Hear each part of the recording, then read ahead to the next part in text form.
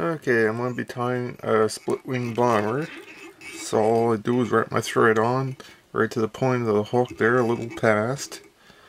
I'm using Uni-Thread 6-aught for extra strength for spinning the deer hair. What you want to do is make sure you have a good base of thread around your hook so your hair doesn't slip when you haul it.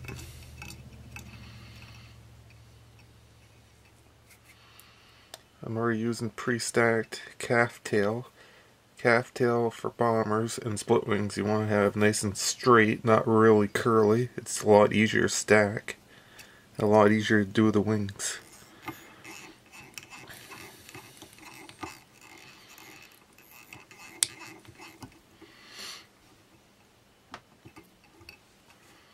So what I do is cut on angle.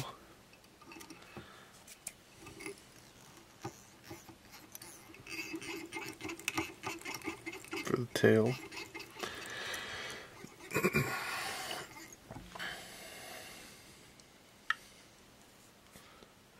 For the wing you want double what you have for the tail. And this is pre-stacked already.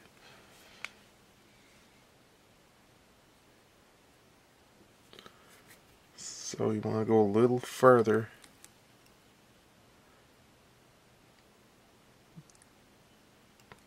than the tail is, but leaving enough room for a head underneath. Just like so. I tie it right straight back. I come up, back up to the front, give it a good base underneath the wing. So, splitting the wing, some people use their scissors just to cut it down, but I just pluck it apart. Split it like that. You want them both even so that your fly doesn't float a little bit on angle in the water.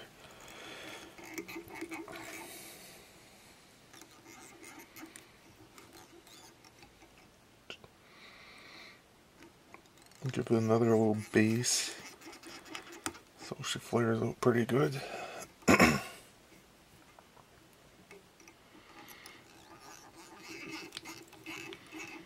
Bring it back to the butt of your fly. Show me extra one sticking out.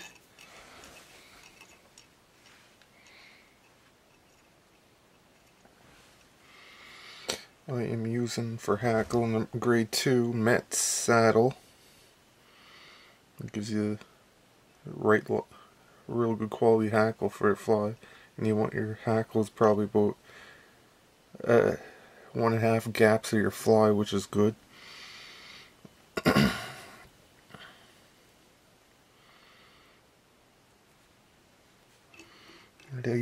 I always double hackle mine. There's one.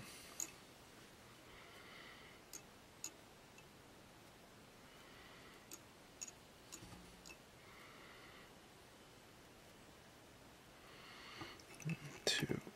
You always want to haul it back so you don't get a big amount of feathers at the butt of your hook. Other guys tie these on afterwards, but I like to tie mine on before I even put the deer hair on.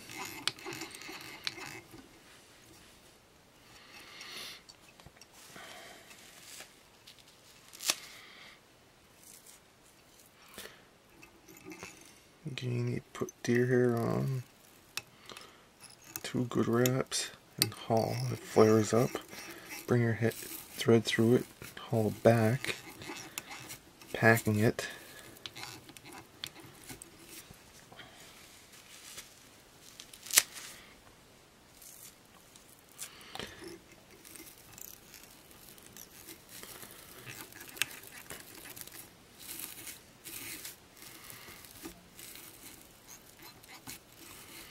Tighter, more packed your deer hair is, the better it floats.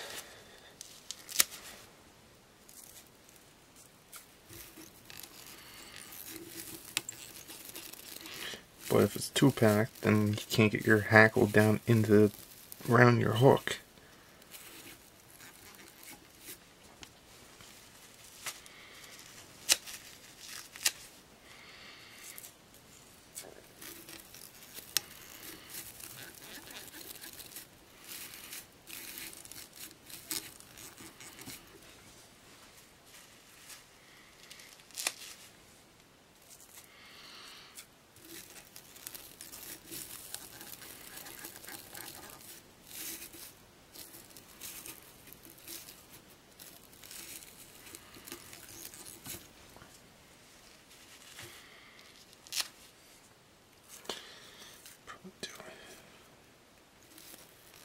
when you get up towards your wing, you want to give it some space between the wing and your body, so where you're going to put your hackle.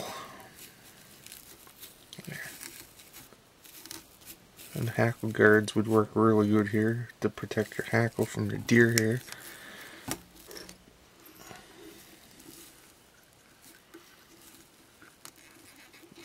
Wrap her up. Trying to get all of your hair back.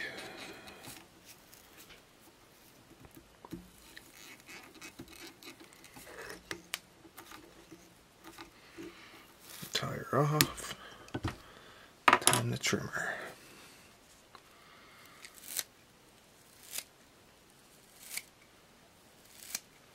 When you're trimming, you don't want to take too much off at a time, because if you go too far, you may cut too deep in the body.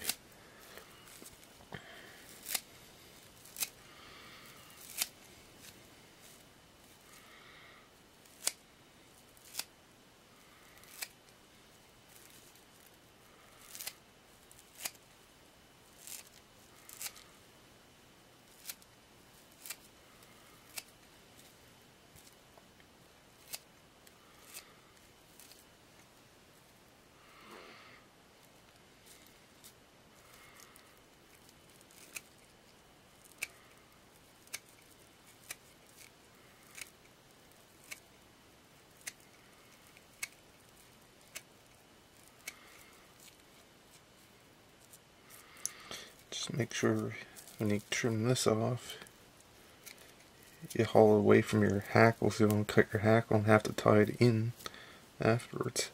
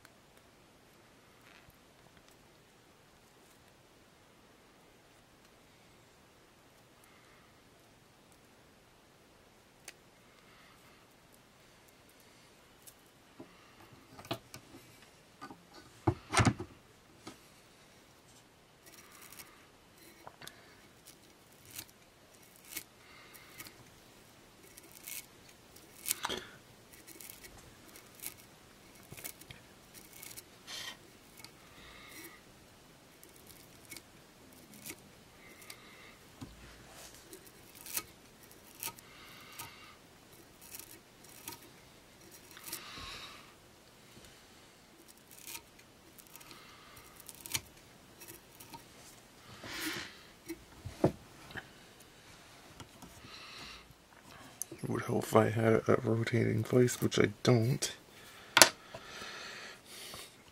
So when the body gets all trimmed down, I switch to an 8/0 thread to finish the head and the hackle off. Tie her on right behind the wing, trim the excess off. Wrap it a few more times to give it a good solid base for the hackle to catch. Bring her up the front of the wings.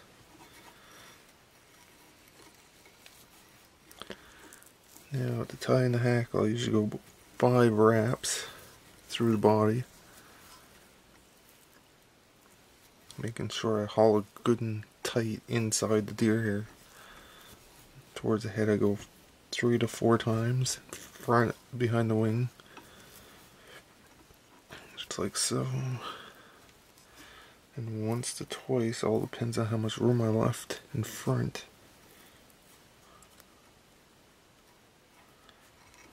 Tie her off.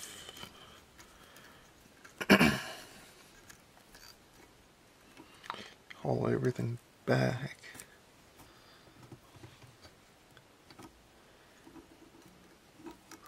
all back and get all this extra fibers back.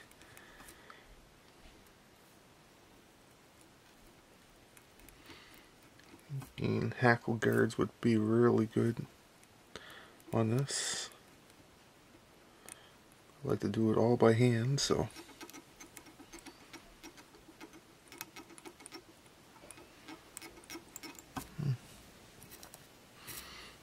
so I just pluck the extra hackle I had left. Just give it a quick snap and it snaps off.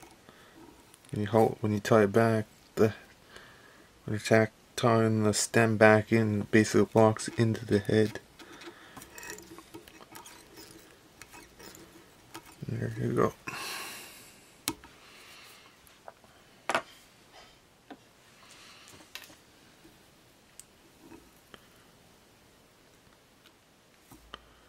I'll dab a thread, trim the extra thread off.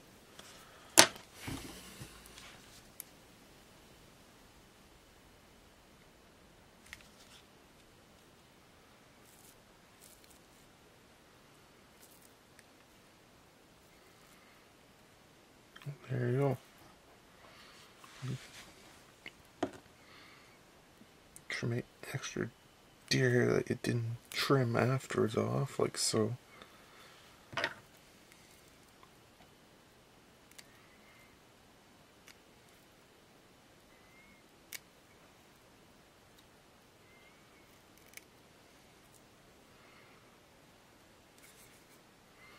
There's your split wing bomber.